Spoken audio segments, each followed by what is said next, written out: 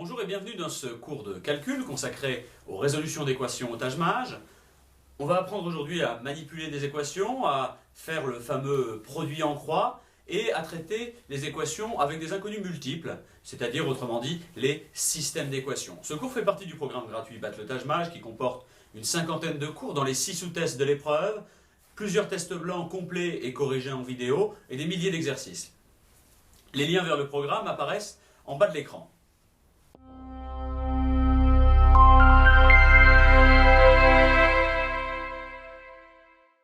Alors tout d'abord, qu'est-ce qu'une équation? Eh bien une équation, c'est tout simplement une égalité qui comporte une inconnue, d'accord? Par exemple, x égale 2, c'est une équation parce qu'on a x qui est une inconnue. Là où l'équation est intéressante, c'est qu'on va pouvoir la manipuler, on va pouvoir la modifier. Quand on a une équation, on peut faire à peu près toutes les opérations qu'on veut, c'est-à-dire qu'on va pouvoir ajouter le même terme des deux côtés de l'équation.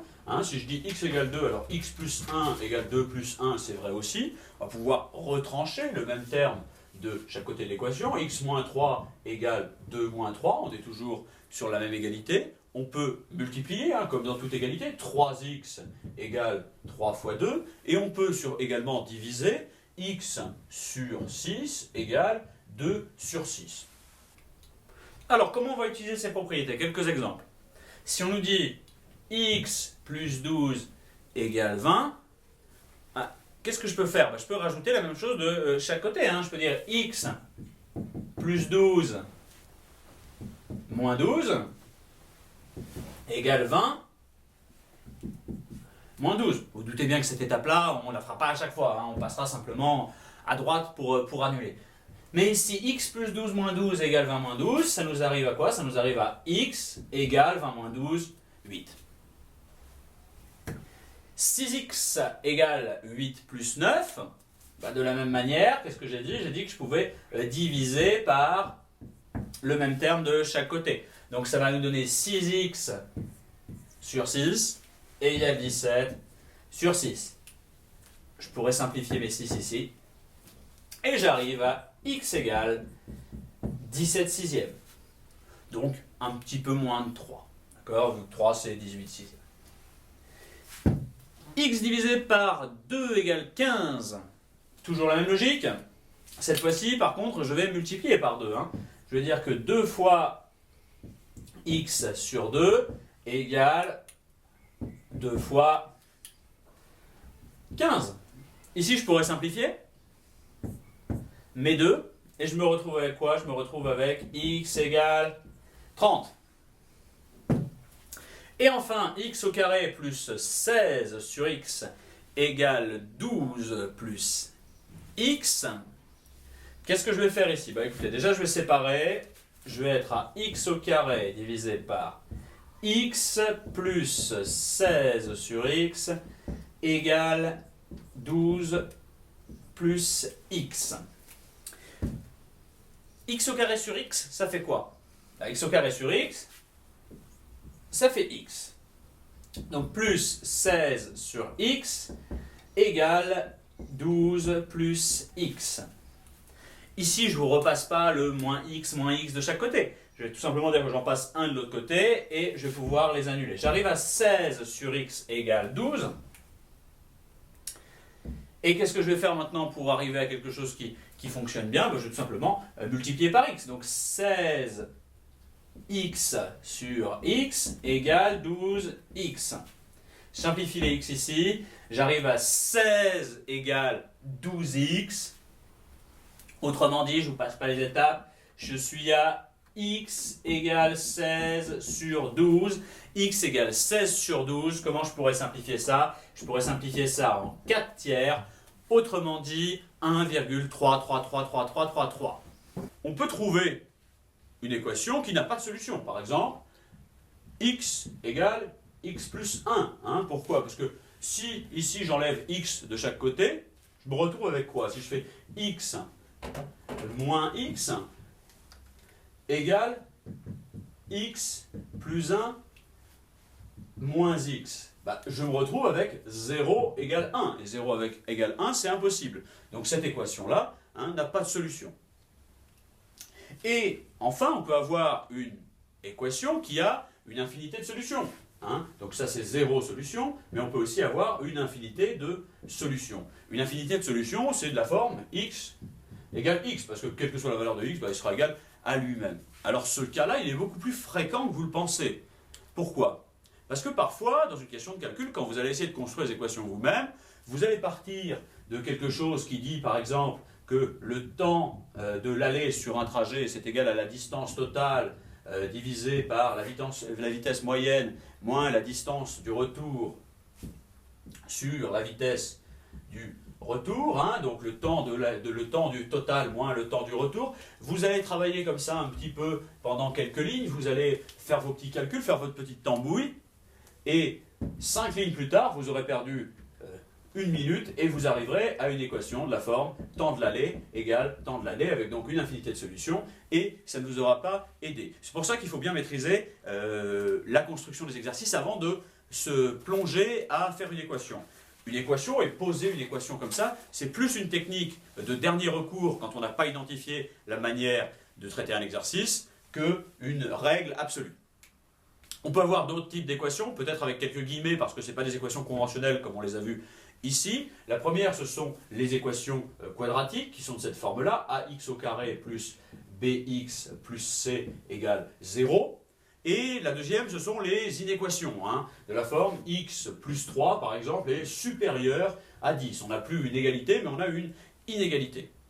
En calcul, c'est très rarement utilisé, que ce soit les quadratiques ou les inéquations. C'est pour ça qu'on ne va pas en parler aujourd'hui, on en parlera dans le cours de conditions minimales d'algèbre intermédiaire, référence M103. On a vu comment ajouter, soustraire, etc. des termes dans une équation. On peut faire la même chose, au fond, avec deux équations, vu que ce sont de simples égalités. Regardez, si on a par exemple x égale 5 et y égale x moins 1. Ben, qu'est-ce qu'on va pouvoir faire avec ces deux équations? Ben, on va pouvoir les additionner, les soustraire, les multiplier ou les diviser. Et ce, dans le sens que l'on veut, parce que quand je mets l'équation y égale x moins 1, c'est la même chose que x moins 1 égale y. D'accord? Donc je vais pouvoir faire ces combinaisons-là dans le sens où je le veux absolument. Par exemple, la somme de x égale 5 et y égale x moins 1, ça nous donne x plus y égale 5 plus x moins 1. On fera juste bien attention aux signes quand on composera. Moins, bah écoutez, je peux faire x moins x moins 1 égale 5 moins y. Je peux en faire le produit, hein, je peux dire que x fois y c'est égal à 5 fois x moins 1, et enfin je peux diviser l'une par l'autre, d'accord, c'est-à-dire x divisé par x moins 1, par exemple, x divisé par x moins 1 est égal à 5 divisé par y. Voilà comment je peux composer entre elles des équations, et parmi ces quatre propriétés, il y en a une qui vous dit sans doute quelque chose, c'est celle-ci, d'accord? On peut diviser entre elles des équations. C'est ça qu'on va appeler ensuite le produit en croix. Alors, produit en croix, on va prendre un exemple tout simple. On a un bidon de 7,5 litres de chlore qui vaut 15 €. Et on nous demande combien va coûter un bidon de 25 litres. D'accord? 25 litres égale X euros. On a vu tout à l'heure les propriétés de combinaison d'équations, ça veut dire que je peux multiplier, je peux diviser par ce que je veux. Alors regardez ce que je vais faire par exemple ici. Je peux très bien dire que x fois 7,5 égale 25 fois 15, on est bien d'accord. Et je peux recombiner ça encore une fois en disant que x égale 25 fois 15 divisé par 7,5. Ok? Donc, de cette propriété-là qu'on a vue tout à l'heure, on peut faire ce qu'on appelle le fameux produit en croix, hein, x égale 25 fois 15 divisé par 7,5. Alors, comment on va résoudre cet exercice? Très simplement, pourquoi? Qu'est-ce qu'on remarque? On n'a pas besoin d'aller faire des simplifications, des divisions en facteurs, des compositions en facteurs premiers ou que sais-je. On remarque bien que 15, c'est le double de 7,5, d'accord? Donc, x égale 25 fois 7,5 fois 2 divisé par 7,5. J'élimine ici les deux 7,5, hein, 7,5 en bas et 7,5 en haut. Il me reste que x égale 25 fois 2, autrement dit 50. Un bidon de 25 litres, ça coûte 50 euros. Est-ce que c'est particulièrement intelligent d'utiliser le produit en croix ici? Pas forcément. Pourquoi? Parce qu'on voyait bien ici que le prix c'était le double du nombre de litres. On aurait simplement pu faire 25 fois 2 égale 50. Hein. Mais il n'était pas très compliqué à réaliser. On peut en prendre un autre. On sait que 12 kg de plomb occupe un espace de 70 cm², tandis que 60 kg de plomb occupe un espace de X. Eh bien c'est pareil, on peut faire le produit en croix. On peut se dire que X égale 60 fois 70 divisé par 12. 60 fois 70 divisé par 12, pareil, évidemment, on ne va pas faire le calcul, ce serait une perte de temps énorme. Mais on peut se voir rapidement que 60, c'est 12 fois 5, d'accord? 12 fois 5 fois 70 divisé par 12. Je simplifie les 12, il me reste 5 fois 70, et 5 fois 70, ça fait 350. Donc, 60 kg de plomb vont occuper 350 cm3. Encore une fois, est-ce que le produit en croix est utile ici? Non, c'est même plus une perte de temps qu'autre chose. J'ai remarqué que j'avais ici 5 fois plus de plomb, donc il occupe 5 fois plus d'espace. 70 fois 5, 350. Et c'est ça que vous devez bien comprendre. Le produit en croix, comme toutes les autres équations qu'on peut écrire au tâche-mage en calcul, c'est toujours une solution de repli, c'est jamais la solution optimale. C'est seulement si on va avoir des nombres compliqués ou qu'on n'arrive pas à composer. Bien. Alors maintenant, passons aux équations qui vont comporter plusieurs inconnus, et où on nous demande de résoudre une ou plusieurs de ces inconnus. La règle générale, c'est que si on a autant d'équations que d'inconnus, on peut trouver une solution unique pour chaque inconnu. D'accord? J'entends par là, si je vous montre un système comme ça, et que je vous dis x égale y plus 1, et que 2y égale 14, donc j'ai bien deux équations pour trouver deux inconnus. On me dit que c'est suffisant d'une manière générale. Alors oui, c'est vrai, c'est suffisant. Ici, regardez, j'ai 2y égale 14. Donc, y égale 7, hein, on a divisé par 2 ici et ici. Et maintenant, j'ai plus qu'à remplacer dans la première le y que je viens de déterminer, c'est-à-dire 7, pour trouver que x égale 7 plus 1, et donc que x égale 8. Alors, attention, parce que si, en règle générale, autant d'équations que d'inconnus permettent de trouver une réponse, ça ne veut pas dire, et ça on le verra surtout en condition minimale, que si on a moins d'équations que d'inconnus, on ne peut pas trouver de réponse. Parfois on peut en trouver une, sous certaines conditions. Et ça ne veut surtout pas dire que parce qu'on a deux équations avec deux inconnus, ou trois équations avec trois inconnus, on est obligé, on est certain de trouver une réponse. On peut avoir des équations qui vont être soit incompatibles, soit proportionnelles. Incompatible, c'est quoi? C'est que par exemple, je vous dis qu'au marché, un ananas plus une banane plus un citron, ça vaut 80 centimes. Et que deux ananas plus deux bananes plus deux citrons, ça vaut 40 centimes. Et enfin que 3 ananas plus 3 bananes plus 3 citrons, ça vaut 50 euros. Bon, bah, ici je suis dans une solution qui est totalement incohérente. Pourquoi? Parce que si un ananas, une banane et un citron, ça vaut 80 centimes, alors si j'en prends 2 de chaque, ça vaudra le double, ça vaudra 1,60. Et si j'en prends 3 de chaque, ça vaudra le triple, ça vaudra 2,40. Ici, on a 2 fois plus qui valent moins, et on a 3 fois plus qui valent pas 3 fois plus, mais plus de 50 fois plus. Donc évidemment, ça c'est incompatible. On ne peut pas trouver une réponse qui corresponde à ça. Dans ce cas-là, on n'a aucune solution. On peut aussi avoir un système qui est proportionnel. C'est-à-dire, je reprends cet exemple-là. Et je dis que un ananas, une banane et un citron vaut 80 centimes. 2 ananas, 2 bananes et 2 citrons valent 1,60.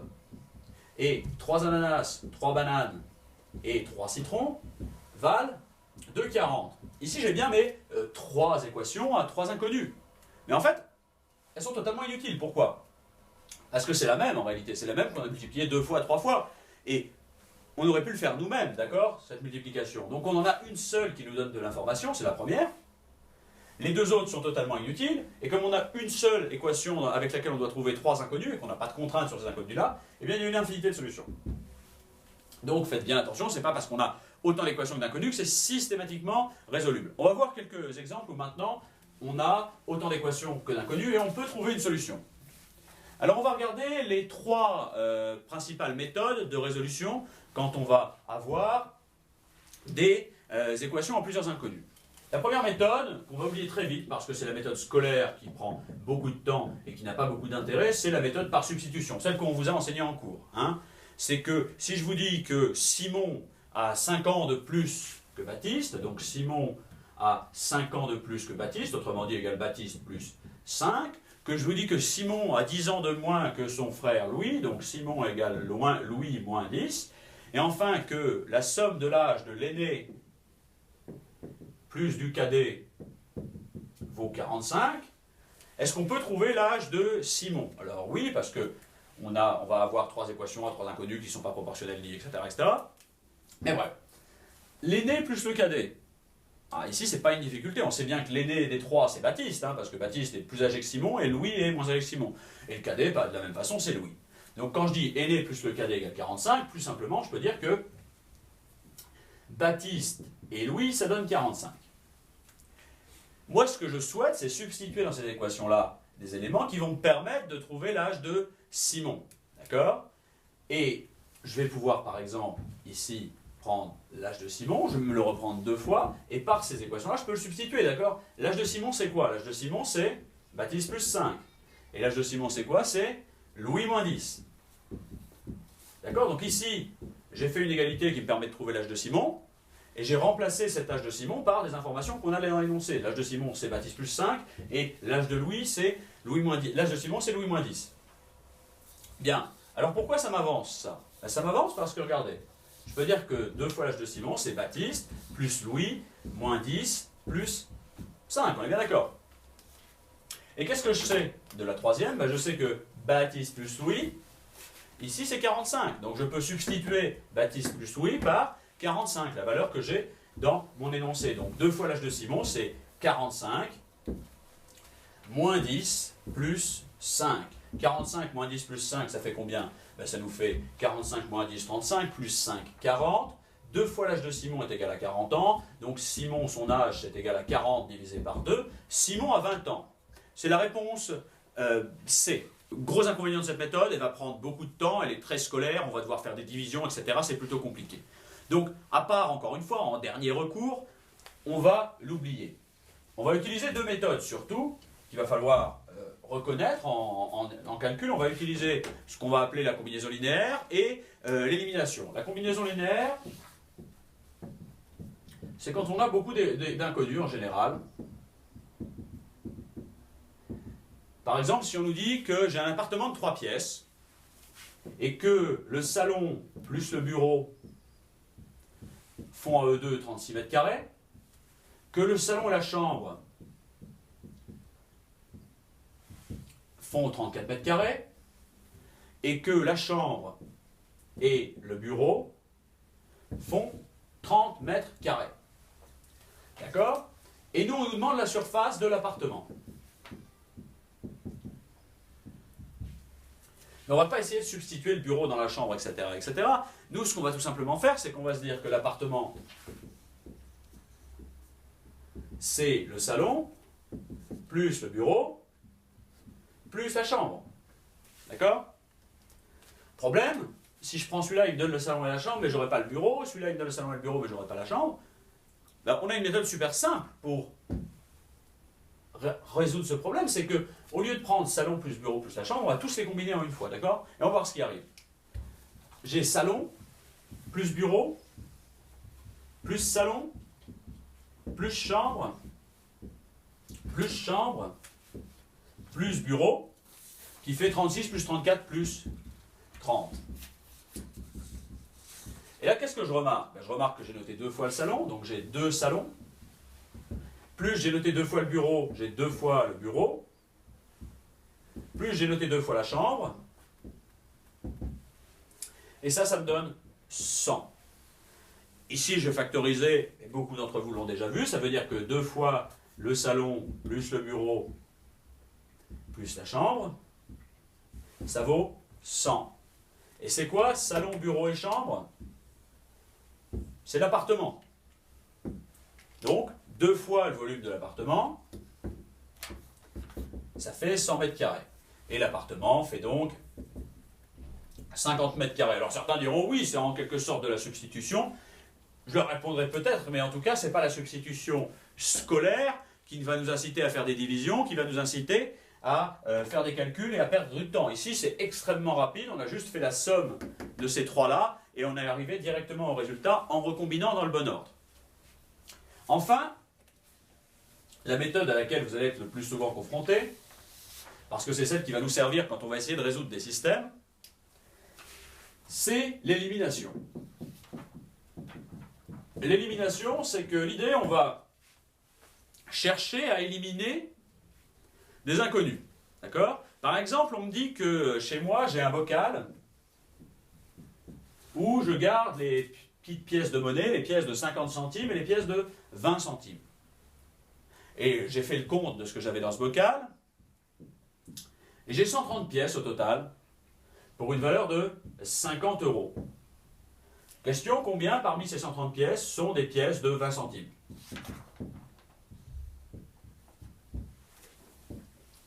Alors, quand j'ai une question comme ça, beaucoup de candidats vont me dire c'est très compliqué, il va falloir faire des équations avec pas mal d'inconnus, etc., etc. Je teste les propositions. C'est une énorme erreur, ça prend énormément de temps.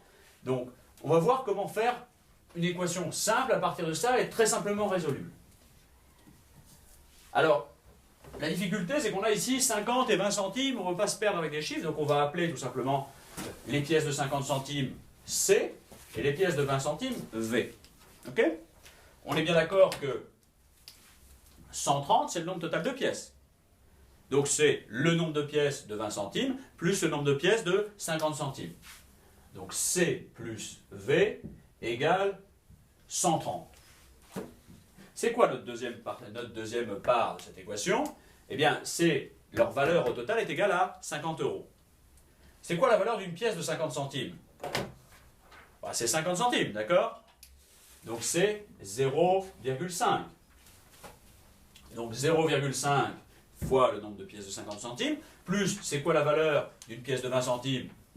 Par définition, 20 centimes. Donc plus 0,2 V. Donc 0,50 € fois le nombre de pièces de 50 centimes plus 0,20 € fois le nombre de pièces de 20 centimes, ben ça me donne la somme que je possède en pièces, c'est-à-dire 50 €. À partir de ces deux propositions-là, je vais essayer d'éliminer une inconnue, d'accord? Pour me retrouver à une équation à une inconnue. Passer d'un système avec des équations à deux inconnues à un système avec une équation à une inconnue. Alors c'est très facile à faire, parce que pour ça, il suffit que j'ai le même nombre d'une inconnue dans les deux propositions. Alors, par exemple, ce qui est parfaitement stupide ici, je vais essayer d'éliminer les V. Okay, je vais essayer d'éliminer les V, c'est-à-dire que je vais me dire, ici j'ai 1 V, ici j'ai 0,2 V, qu'est-ce que je peux faire pour éliminer V?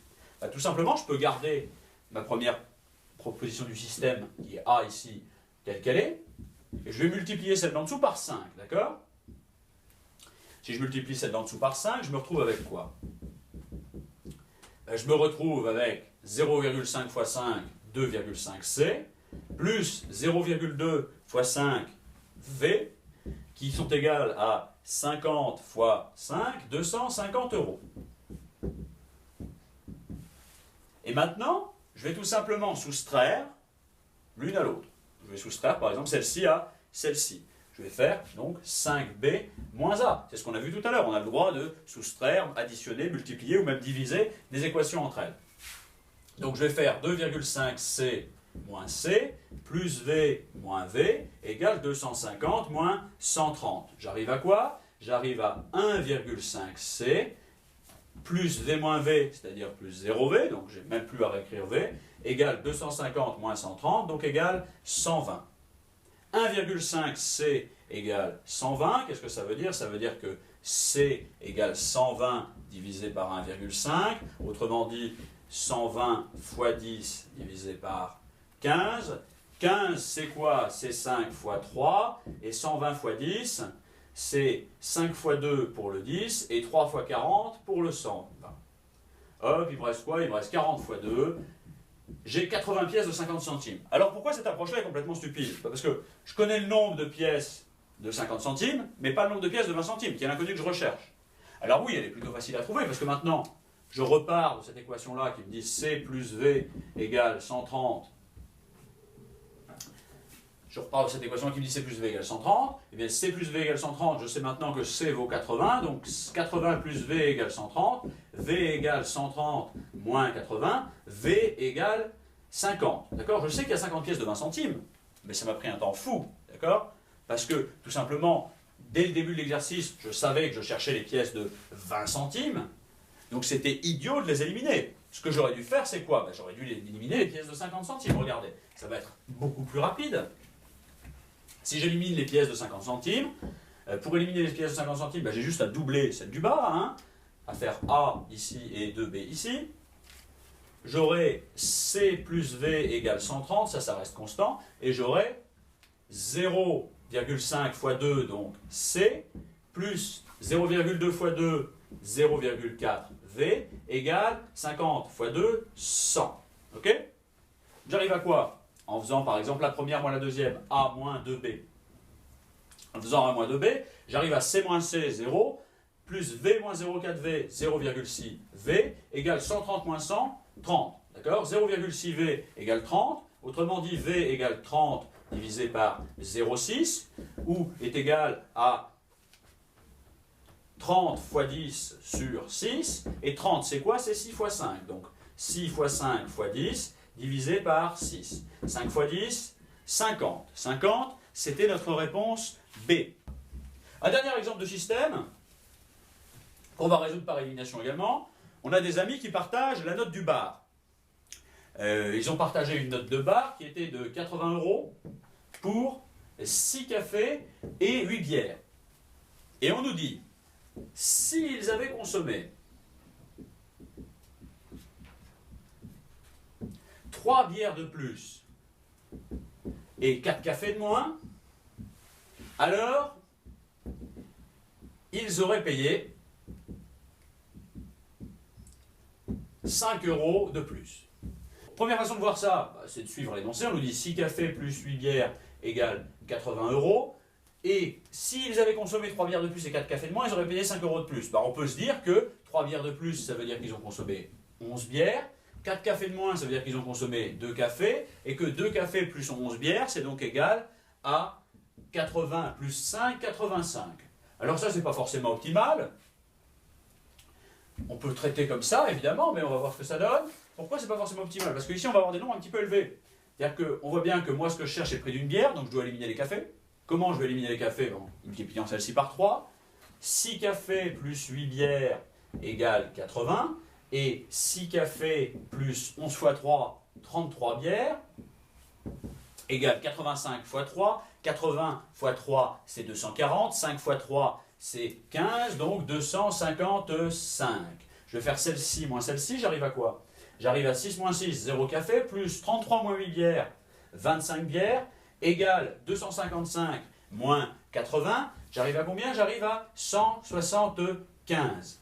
Bon, il ne me reste plus qu'à faire le calcul. B égale 175 sur 5, sur 25, pardon. Ça nous donne 175 sur 5 fois 5. Je sais que 175 est divisible par 5 parce qu'il se termine par un 5, mais je ne sais pas forcément quel multiple de 5 c'est. Alors qu'est-ce que je vais faire tout simplement? Je vais me dire que pour trouver 175 divisé par 5, je vais faire 175 fois 2 divisé par 10. Hein, c'est beaucoup plus simple de faire deux opérations simples qu'une opération compliquée. 175 fois 2, 350 divisé par 10, 35. Donc ça me fait 35 fois 5 sur 5 fois 5. Et 35 fois 5, c'est 7 fois 5 fois 5. Le tout sur 5 fois 5. Hop. Une bière coûte donc 7 €. Réponse D. Voilà pour ce cours concernant les équations. Encore une fois, je ne le répéterai jamais assez. C'est un moyen en dernier recours que d'aller poser une équation et de formaliser les inconnus. Il est beaucoup plus efficace de trouver logiquement la réponse à partir de l'énoncé et de vos connaissances des problèmes classiques. Je vous invite à regarder les autres vidéos de calcul qui traitent justement de ces problèmes classiques. Par exemple, les 2 prochaines vidéos qui vont traiter des moyennes et des proportions et des vitesses et des rendements. Vous pouvez évidemment retrouver tout le reste du contenu, notamment celui sur les autres sous-tests, les tests blancs et les exercices sur notre chaîne YouTube, à laquelle je vous invite à vous abonner, sur notre site internet ou sur les réseaux sociaux, notamment Facebook et Twitter. Quant à moi, je vous dis merci d'avoir regardé cette vidéo et à très bientôt pour un nouveau cours.